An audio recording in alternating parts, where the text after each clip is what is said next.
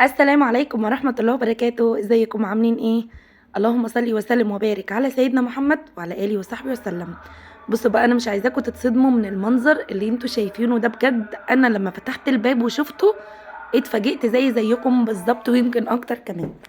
النهارده بقى الفيديو دوت مش في البيت عندي، ده عند امي. عايزه اقول لكم ان انا امي تعبانه بقالها كام يوم، وبتيجي بقى يا عيني كده تحسوا ان هي بصوا بتنام، يعني تيجي من شغلها تنام ما تعملش حاجه في البيت. وطبعا اختي عندها ولاد اختي، والعيال بقى بتبهدل كتير. فانا كنت رايحه لهم الصبح، اصلا كانوا لسه صاحيين من النوم، وده كان منظر البيت زي ما انتوا شايفين كده. طبعا انا اول لما فتحت الباب قلت لهم ايه ده، انتوا قاعدين ازاي كده؟ انا مش هقعد ولا هناكل ولا هنشرب غير لما المنظر ده يتنضف كده والدنيا تبقى رايقه.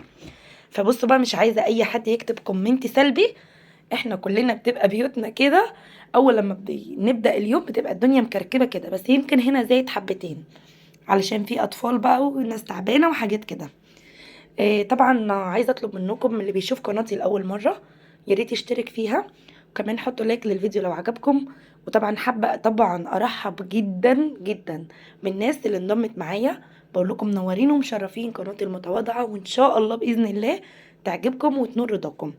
هنا بقى كده يعني بصوا، بدات ان انا انفض كل حاجه زي ما احنا شايفين.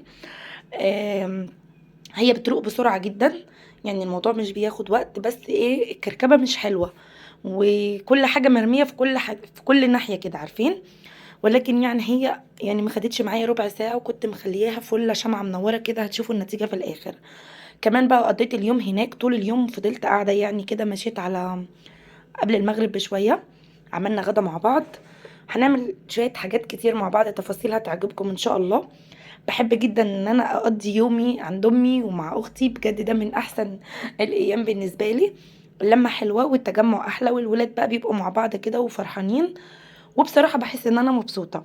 فمعظم الوقت اصلا تلاقوني هناك عندهم، اروق شقتي واخلص اللي ورايا هنا، وانزل لهم كده على الاقل مرتين ثلاثة في الاسبوع، يعني ده عشان احنا في المدارس. غير كده كنت كل يوم بنزل اروح هناك.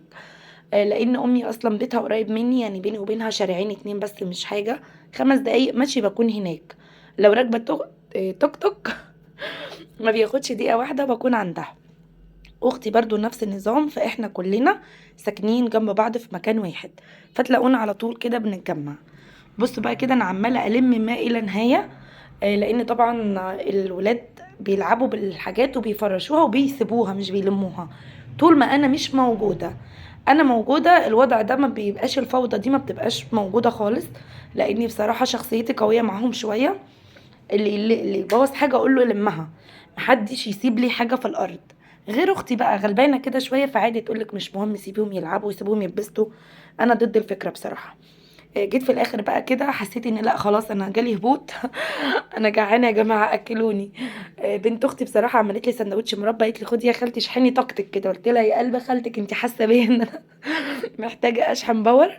وقفت كلته معاك والله كده سريعا، علشان انا على قد ما انسانه نشيطه، لو قعدت خلاص بقى ما بقومش اكمل حاجه تاني. مش عارفة أنا لوحدي كده والّا إيه. طول ما أنا شغّالة أنا متحمّسة جدًا وأقدر أعمل كذا حاجة. قعدت بقى كده وكلت وشربت مَيّة، خلاص بقى ما باقومش تاني من مكاني.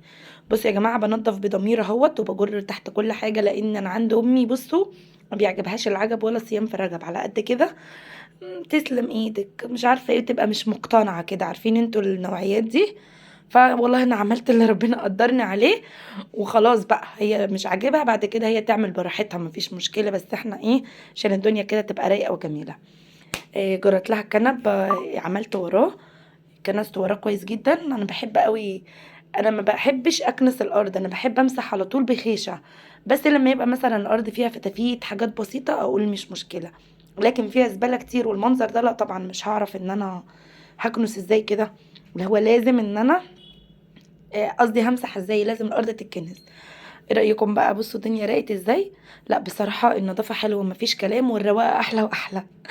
كنست ولميت الزبالة زي ما احنا شايفين كده، يعني بصوا مخدتش وقت زي ما قلت لكم. برضو أنا فيا حاجة إن أنا ممكن أكنس كل حاجة كده، وأقعد في الآخر أفنط زي ما انتوا شايفين كده، ألاقي حاجة محتاجينها أشيلها مش عارفة إيه. بزهق من اللم الكتير، بحب أجمع كل حاجة في مكان واحد وبعد كده أودي كل حاجة في مكانها. يا ترى مين بيعمل زي كده؟ برضو مثلا لو هدخل المطبخ تلاقوني اروق الرخامه واروق يعني اغسل البوتاجاز وكل حاجه واجمع كل حاجه في الحوض، وابقى واقفه بقى على الحوض، بس عارفه ان انا ايه، هو الجزء ده اللي باقيه معايا، فاهمين قصدي؟ فمش عارفه بقى كلنا كستات كده ولا انا لوحدي. بصوا بقى، جبت شويه ميه كده وحطيت فيهم بقى شويه سائل يعني للمسح كده يدي ريحه حلوه، ومسحت الارض. عايزه اقول لكم الفيديو حلو وجميل وكل حاجه، بس الاضاءه هناك مش عجباني، يعني تحسوا ان الفيديو كده ايه، غامق شويه، بس هي الاضاءه بقى كده. دي كانت بنت اختي التانية جت من الدرس، الدروس بقى ربنا يعين الكل، ده ريح الدرس ده جاي من الدرس، كانوا واخدينها محطات. رحمه جت، بعد كده هنا راحت الدرس، هنا رجعت، بعد كده ياسين، والله العظيم خلاص بقى الارض نشفت والدنيا بقت زي الفل. احب انا اللقطه دي قوي بقى، عارفين انتوا اللقطه اللي هي خلاص هتفرشي السجاده دي؟ اديني فرش السجاد كده، وفي الشكل النهائي، وفي ان خلاص الموضوع يبقى خلص والدنيا راقت وزي الفل. فرشنا السجاده، امي تسكت لحد كده؟ لا طبعا ما تسكتش، خدي الحافظه دي كمان افرشيها عليها عشان العيال ما توسخش السجاده، ما هو هي نظافه نظافه، يا عفانه عفانه. قلت لها تمام، رحت فرشاها على الحافظه زي ما احنا شايفين. وخلاص بقى كده خلصنا الجزء التحتاني. تعالوا بقى نشوف كده ايه الجزء الفوقاني. ايوه، امال ايه، انتوا فاكرين الموضوع خلص؟ اصبروا معايا هتتفاجئوا. اتقالوا تاخدوا شغل نظيف. طلعنا بقى كده للفراخ والبط اللي احنا مربيينه، لان يعني بقى جعانين وما كلوش. بصوا شايفين المنظر، ما قدامهمش ولا ميه ولا اكل ولا اي حاجه. طلعنا بقى كده انا واختي، هي واقفه ورا كده الكاميرا، اديها الحاجات تغسل وتملى ميه، وانا بحط لهم اكل برده، ما خدناش وقت خالص. حرام، دي روح يعني ومسؤوله مننا. تمام كده، حطينا لهم الاكل بتاعهم. والحمد لله اتفاجئت بخبر مش حلو خالص، الخبر ده بالنسبه لي بيقهرني حرفيا. ايه هو يا صابرين؟ لما العليقه بتاعت الفراخ بتخلص، يا حزني الحزن يا برشدي. دي بالنسبه لي صدمه كبيره. شكرت العليقه يا جماعه ب 500 جنيه، فلما تخلص دي بالنسبه لي صدمه. فاهمين؟ اي نعم، هي مش حاجتي لوحدي وبتاعتي انا وامي واختي، فكل واحد بيدفع جزء، بس بصراحه لا يعني لا، لا بجد بقى. يلا مش مشكله، الحمد لله.